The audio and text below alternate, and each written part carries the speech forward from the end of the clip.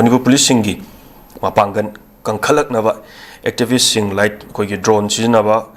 wafam adari AI tool sinaba gi wafam sing asi phongdokre police singi surveillance sing hengat hanan bagi wafam sing manipur police singi mapangan kangkhalanaba haibai wafam sing asi koi ngarang governor na koi order ma thok raija batare light koi gi 2023 gi May 3 dagi thoki ba irang sing da koi manipur police singi koi gi order fangdaba khutta power pairaga su order fangdaba na sinaba yagidaba amadi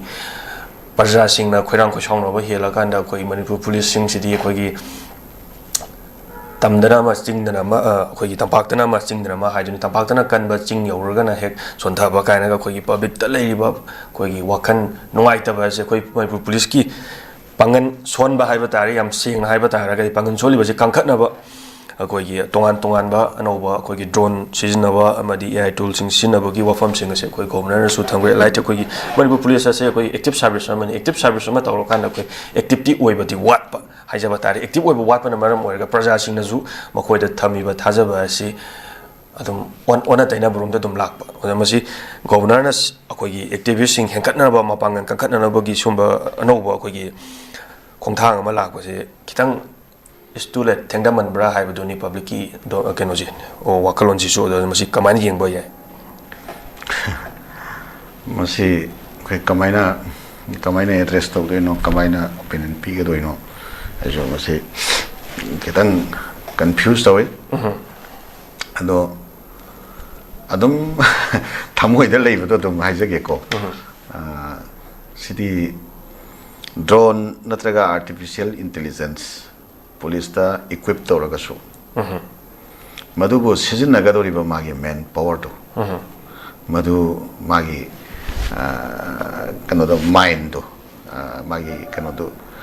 fasana effective way tragedy yes ha do fasana activate to tragedy ada madu systematically work to tragedy ado sincerely work to tragedy karaf natraga malpractice yaudana work to tragedy aduga masagi mathauda efficiency oina and decency oina work tawdragati artificial intelligence to adu manakta kinjala thamasu mathau tawroi haijari bako yes hada su manipur police ta akhoi gi sophisticated oiba intelligence ki equipment me amama leitaba nati mi yama sumaina suspected oiba mi ama leire hakanda suspected oiba mi do madugi eye scan akhoi gi mai aadhar de yawa eye scan do link to rakanda mi do kadai da leiba gi haina thiraga world gi any mafam amada leiba do madu satellite ki link ta madugi kano sing do fazana search to bagi magi system do do mechanism do bharat ta leirabani manipur so adugi poching adu hanana leirabani ko adu kayam yamna kaigumma tamda state na natraga kaigumma tamda center na home ministry na natraga defense ministry na natraga tongan be NIA ro gumba na yam sensitive point na loba adumba yam threat point na loba adumba issue sing lei taraga di hek si poching si effectively handle torok so dum thengna biram gani me yam na ko ado most of the cases akoi manipur da masi poching si effectively handle to bagi poch leite ba na khoi gi leriba khoi gi police forces particularly XYZ kana gumba khoi police personnel cheni now sing the allegation tawjabagi wadi natte ko khoi gi entire system je police forces ki entire system je masi khirang masi yadre renovate to bagi mathau yam tai renovate to ba se khuju khulai wa ngak natte khuju khulai do so yes factor amani ko khuju khulai gi suma pantang ko matang lei khuju khulai do so factor amani ado nauna khoi gi leiriba system che masi am phajana nauna review to raga masi se leiriba posting che phajana khoi kari hai tare innovation to ba phajana shem tok ba ado mal practice corrupt practice memam leiri sing che ban shem tok pe mathau ta bam leigane khale haujik se manipur da ne akhoi suppose I get family da har se ba ko kai gumba akhoi kari hatare kari gumba injustice sama I gonda leira ba ꯑꯩꯉꯣꯟꯗ ꯀꯅꯥꯒꯨꯝꯕꯅ ꯂꯣ ꯑꯁꯤ ꯚꯥꯏꯑꯣꯂꯦꯠ ꯇꯧꯔꯒ ꯀꯅꯥꯒꯨꯝꯕꯅ ꯀꯩꯒꯨꯝ ꯇꯧꯔꯦ ꯅꯠꯇ꯭ꯔꯒ injustice ꯂꯩꯔꯦꯅ ꯍꯥꯏꯕ ꯃꯇꯝꯗ ꯃꯤꯁꯤꯡꯁꯤꯅ ꯄꯨꯂꯤꯁ ꯁ꯭ꯇꯦꯁꯟꯗ ꯆꯠꯂꯒ ꯖꯁꯇꯤꯁ ꯐꯪꯒꯅꯤ ꯍꯥꯏꯕꯒꯤ ꯊꯥꯖꯕꯁꯦ ꯃꯁꯤ ꯆꯥꯗ ꯌꯥꯡꯈꯩꯒꯤ ꯆꯥꯡ ꯐꯥꯎꯕ ꯊꯥꯖꯕ ꯂꯩꯕ꯭ꯔꯥ ꯑꯩꯈꯣꯏ ꯁ꯭ꯇꯦꯠꯁꯤꯗ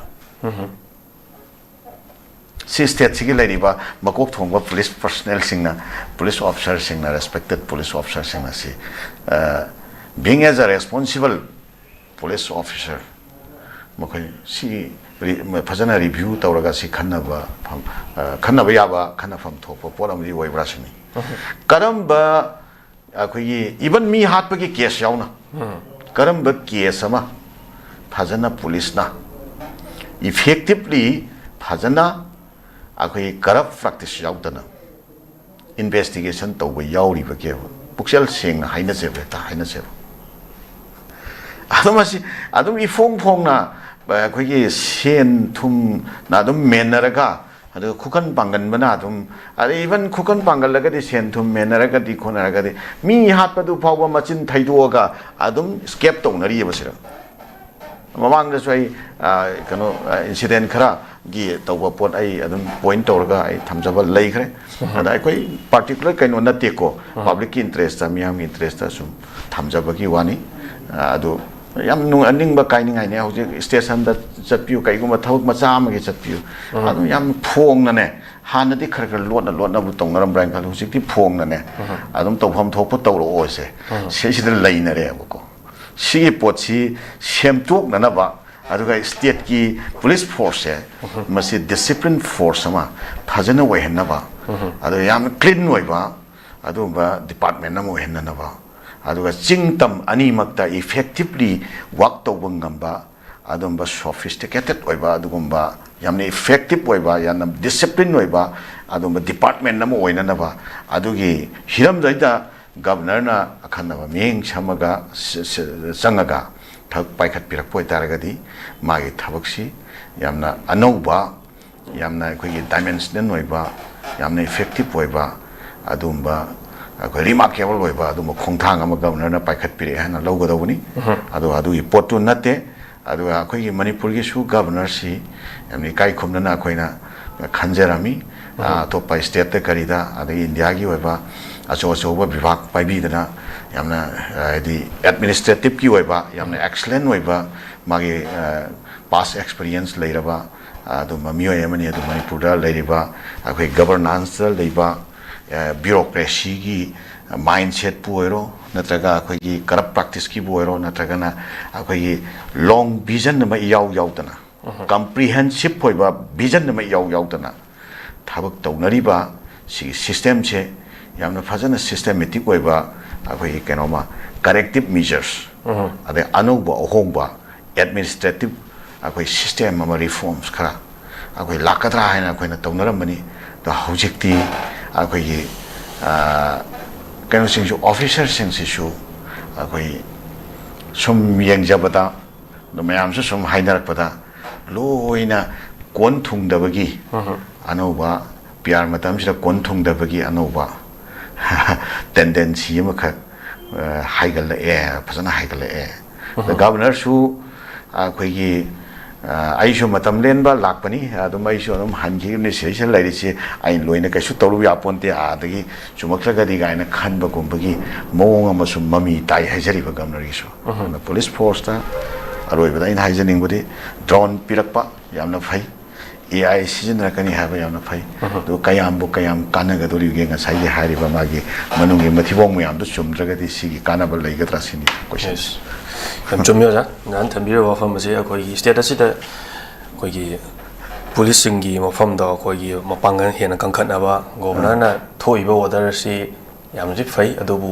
मफम चाना सिनबा मरि यामना सेंसिटिव ओने सिनगदोरिबना दो हुजिक लैरिबा अखोई मसे एज ए पर्सनल ओइना हाइबा वफम नसदे ओजाना हाइजे पब्लिक की मोट छिनजरगा यानो थम्बा वफम ने अखोई थबा म तबो मतमदा याम transparently ओइना तौबियु अमदि if any kayumba case ma lakpo oigera amabu lakpo oigera corrupted haiba pot se yauhandabida masi yam make senga tobiraga di praja singna public ki awab je police ta hairaga di khara makhai kokani haiba khalamba wakhan dudagi na thairaga moida hairaga kyam oidoribona moida hairaga paisa hana hairakani khara tawroma haibasi hojik matamdadi common word oina oire sa thaknaba khara tawroma haiba waisi ase masi yam khoigi kayuma case masam sab matamda oiraga su masi common word am oire kasu masi jada ikai hangoi ningai oidre khara tawroma haiba waisina laiba case panba case thama thanga chaba laiba mi juju masana khangna cha thaknabani haina adum hairaktraga dum bisan bagi masi culture am lei masi adu ese governor am oina state sigi khoigi state sigi governor am oina thoklaiba khoigi state ki policing ma pangang kan khanaraba asi